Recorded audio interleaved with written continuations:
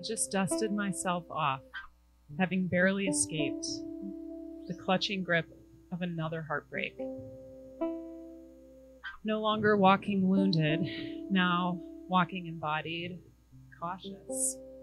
And despite my losses, I felt surrounded by my truth and brightness.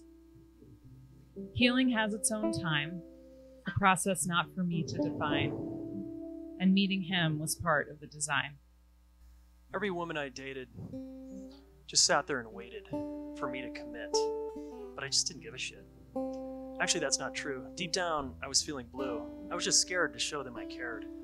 I was pretty shut down and wearing a frown. It wasn't that fun to blame everyone, until I could see that it's not them, it's me. Then I met her, so wild and free. No longer a girl, a woman was she. Maybe I was ready. Maybe I had healed. Maybe instead the path had been revealed. Speak my truth, love without reservation. That's how you discover the essential relationship information. Like, can we maintain this kind of communication? Can we really be true to ourselves and still be psyched about this situation? This shared energy, mystery, and palpable potency. I like her, but I also like my pattern of running and avoiding and hiding and backsliding and dividing and complicating and masquerading and dating and infatuating. Over my entire lifespan, I had been an emotionally unavailable man. Decades of hiding behind my wall and finding fault. Instead of owning my fear, I would run like a deer and then grab a beer. 1 foot in and 1 foot out kept me from going all out and exacerbated my doubt. And all I wanted after all my fails was to have this man, this relationship, without compromising myself. So I decided to name the story I wanted to claim, the one of you and me and us. Nothing else could I discuss. Therapy, meditation, and self-reflection steered me in a new direction. I conquered my fear. I got really clear, and I came back sincere. And to my complete surprise, he chose to rise to a relationship with me that wasn't about him or me, but we. So, with a soft, slow kiss, I decided, let's do this. And after a lot of strife, and for the first time in my life, I wanted her to be my wife. It came from within, and I went all in. It was about time to find my spine and put my heart on the line. Once we joined forces, I never looked back. There was no map for this task, but we knew relationship could be a path to grow and evolve into our fullest selves, to see what was possible when two people commit to the seemingly impossible, creating a relationship that defies the norm, that isn't a destination, but instead is meant to transform. I wasn't about to follow the herd. To me, marriage looked so absurd.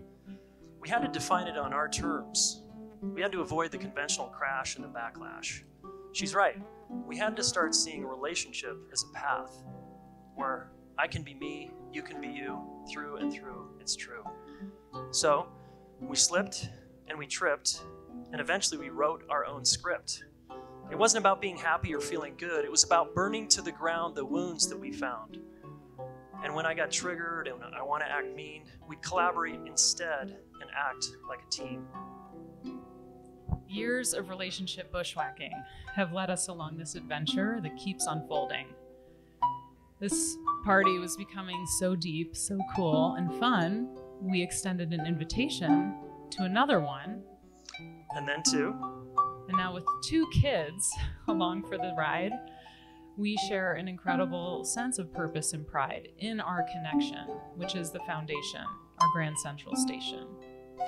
Now we had 2 kids counting on us to work out our stuff and not put up a fuss.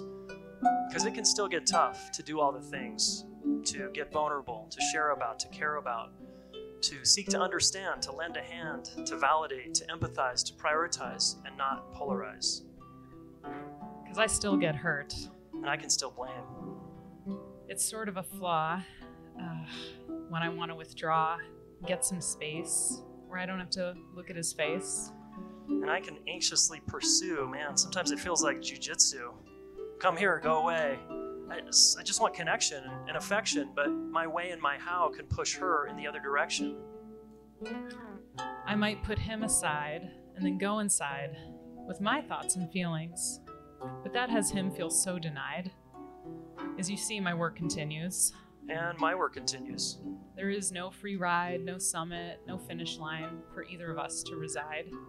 Yeah, there's no summit. I must learn to embrace there is no such magical place where I don't have to lift the metaphorical weights. Just the importance of continuing to honor and share my truth, knowing my vulnerability is furthering our relationship's vitality and youth. Just the importance of becoming more self-aware and the skill and the empathy to consistently repair. From broken-hearted to heavy-hearted to open-hearted, I feel like we're just getting started. Of course. Our story has more chapters. We're only partway through. But I can't wait to read them and write them with you. We all must remember that we're social mammals living in a relational world. The quality of our relationships determines the quality of our lives, whether friendship, partnership, or situationship. The rules are the same. How we treat each other decides whether we survive, thrive, or nosedive. Near or far, we think relationships are a path to become who we are. Relationships are a path of learning to relate and not hate, instead investigate how we could be so much braver, examining the origins of our behavior and the ways love can be our savior.